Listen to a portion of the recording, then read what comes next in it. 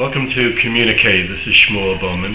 Communique is about passing a message forward, about being able to communicate an idea. I'm able to communicate an idea to you, and you have the opportunity to communicate, to share this idea with others, with your friends, with your family, with your community leaders.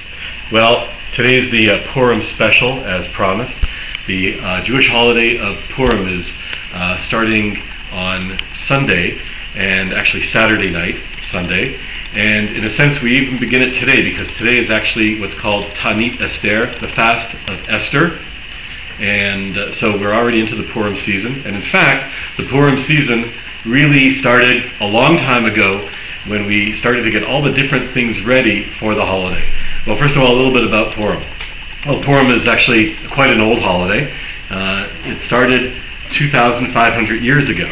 And it's based on the idea that in ancient Persia, a man named Haman decided to kill the Jewish people, the entire Jewish nation, in a genocide, in a total Holocaust. And we know about the character of Esther, that through her, God did God's work and saved the Jewish people from that horrible, horrible event that could have otherwise taken place. So we celebrate every single year on this day, and we commemorate this great miracle that took place. Well, there are several different aspects of Purim that make Purim what it is. Jews are commanded to do several things. We're commanded to read from the Megillah Esther, the scroll of Esther. And it's so appropriate that as we open the very first words of the Megillah Esther, this is a Megillah that I wrote, and it begins with Vayehi b'yamei Achashverosh, Hu Achashverosh HaMelech Mohodu Va'ad Kush. And we begin the story by talking about this great and powerful king named Ahasuerus.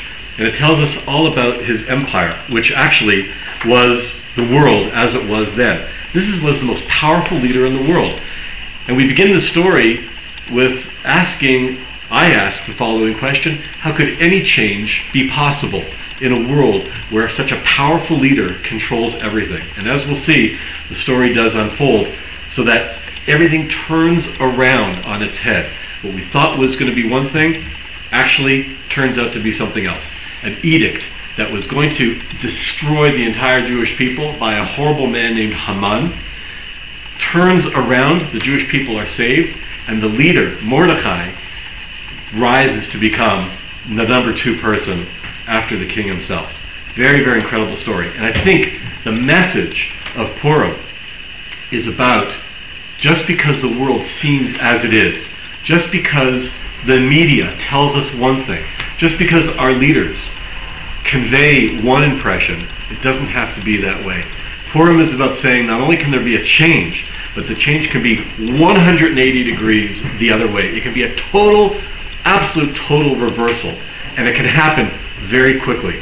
Powerful countries can be reduced to ashes. Rich people can be made poor, and the poor can be made rich. The healthy can become sick, and the sick can become healthy. An entire nation can turn its entire fortune around. And so I think this holiday reminds me, that just because something seems as it is can be completely turned around. The other interesting thing about Purim is that not only do we celebrate it on this particular time of year, but we have to remember that the Jewish people in the day of ancient Persia, they knew that 11 months forward would be the day of genocide, would be Holocaust Day. In other words, a day when the entire Jewish people would be totally decimated.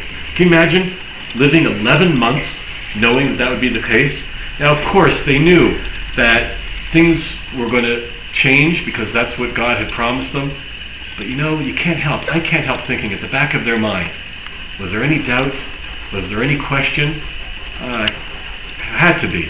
And so as I go through the entire calendar, the entire year, I keep thinking to myself, during Passover, during Rosh Hashanah, Yom Kippur, okay? There was no Hanukkah at that time, but during all the holidays and all the times of the year, were they thinking, are we going to be around next year? And of course comes Purim, and God's promise comes to fruition, of course, and everything is turned around and our enemies are destroyed, and the Jewish people are victorious. Well, some of the things that we do to observe Purim are, as I mentioned, the reading of the Megillah. And the other thing that we do is we have a feast. And we often celebrate our feast with wine. We also give gifts to our friends, and our gifts include food products. Here we have some yummy things. Very nice decorated bag. We give these to our friends.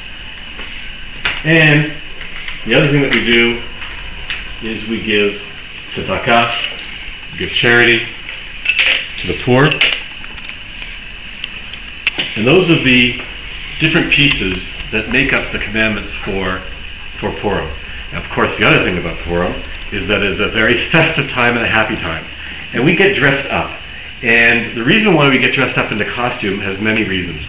But one of them has to do with, as we put on our masks and we put on our costumes, we mask and we hide the superficial self. And maybe by doing that, our inner self is given a chance to come out. And the real truth, the real light emerges. So, bring on two of my kids here. Hey guys. Hello. What do you have to say to everybody? Purim Samach. Purim Samach. Happy Purim. Happy Purim. Bye-bye.